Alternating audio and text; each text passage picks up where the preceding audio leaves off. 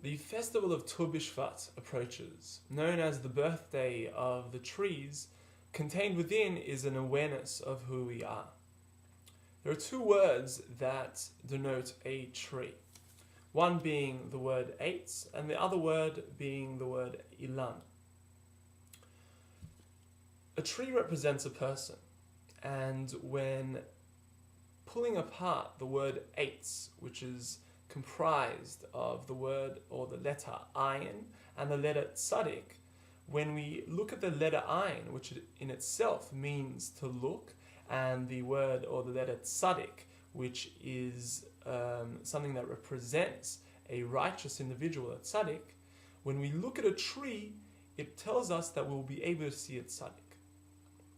The Maharal explains and tells us that the configuration of a human being is much the same as to a tree, in that a tree has roots and branches, and so too does a human being have roots and branches.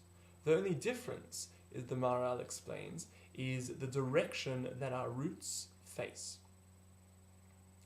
A midrash states that in Gan Eden, people walk on their heads.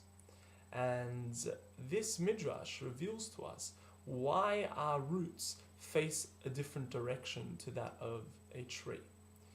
The roots of an individual, or the roots of a tree, face towards the source of life and the source of their energy.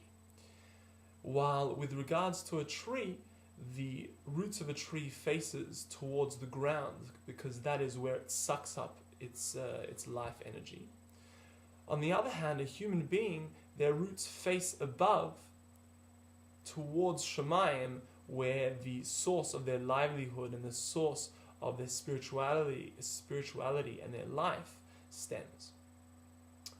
The midrash brought by the Pnei Raza reveals this notion to us very clearly, where Rivka, riding on a donkey, in seeing Yitzchak for her first time, falls off. The Pnei Raza explains why she fell off, and that was she was extremely shocked.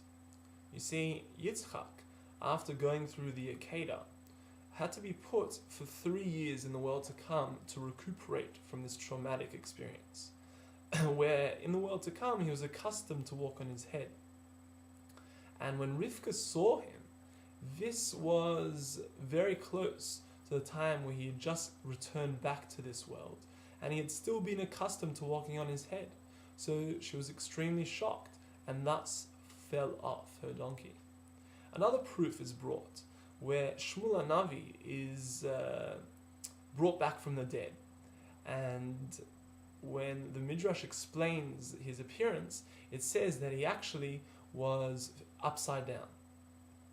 Another proof is brought by Rav Shmuel, who dies from an illness and is given a chance to come back to life.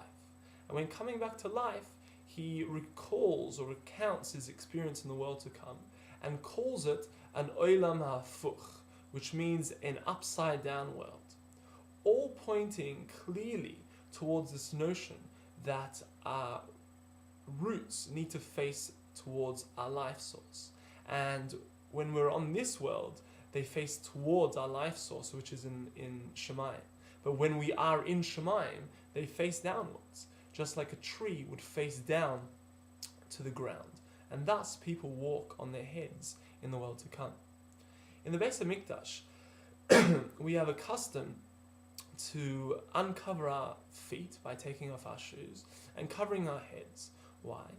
Because just like a tree, where its roots are covered by the ground and its branches are uncovered, so too when we are on the source of our spirituality, we cover our heads and uncover our branches, being our feet.